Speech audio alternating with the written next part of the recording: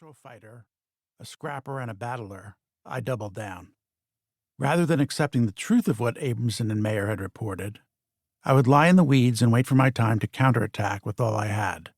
What's remarkable to me, looking back, was that obsessed as I was with fighting for my own reputation, stung by having been dubbed sleaze by one New York Times columnist, Anthony Lewis, following the New Yorker broadside, I waited so long to ask myself hard questions about what the progression of events said about Clarence Thomas himself and his closest circle.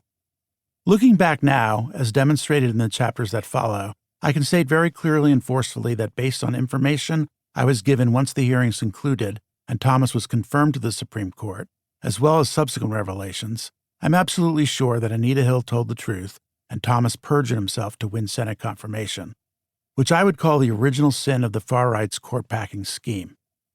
Hill explained under oath in October 1991 to the Senate Judiciary Committee and a live audience of tens of millions tuned into TV coverage that Thomas harassed her many times during her 2 years of employment in Ronald Reagan's Department of Education and then at the Federal Equal Employment Opportunity Commission.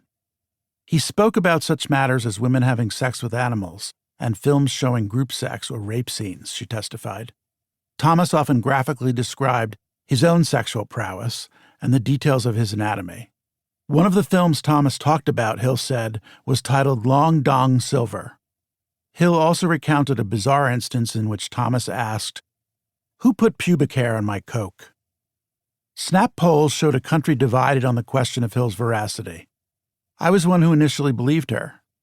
Sitting in front of a TV screen at my office at the Washington Times, Reverend Sun Myung Moon's right-wing answer to the Washington Post, I couldn't imagine why this 35-year-old law professor from Oklahoma would volunteer for the scrutiny of the Klieg lights and make up such a vividly detailed account of sexual harassment. Houston, we have a problem, I thought. I later learned that Thomas's closest friends, who helped source the real Anita Hill, and assured me then of his complete innocence, didn't believe him either.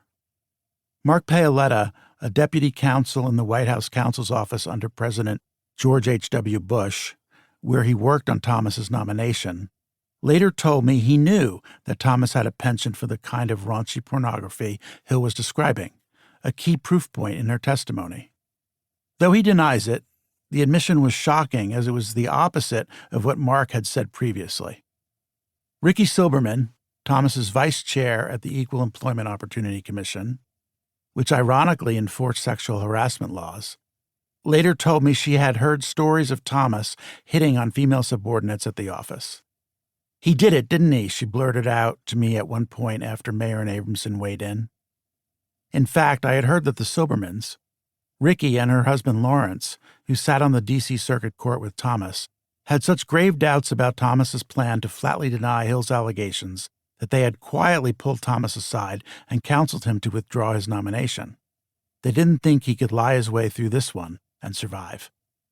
Thomas apparently never forgave them for their blunt honesty. And yet, the conservative power couple had insisted to me that Thomas was completely innocent. One of the most insidious realities of what transpired next was not only that Thomas lied, but that he caused so many others to lie for him.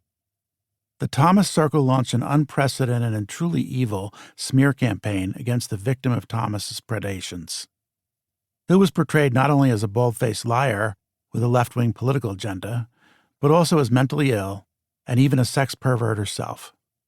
In his testimony, Thomas inverted the story, portraying himself as victim, claiming he was being subjected to a high-tech lynching for uppity blacks by white liberals who were trying to block a black conservative from taking a seat on the nation's highest court.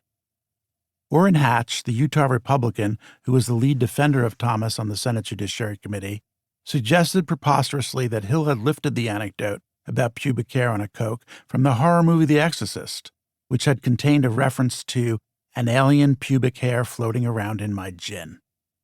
Alan Simpson, the GOP senator from Wyoming, was next up to bat. And now, I really am getting stuff in over the transom about Professor Hill, Simpson said menacingly. I've gotten letters hanging out of my pockets. I've got faxes. I've got statements from her former law professors, statements from people who know her, statements from Tulsa, saying, "Watch out for this woman."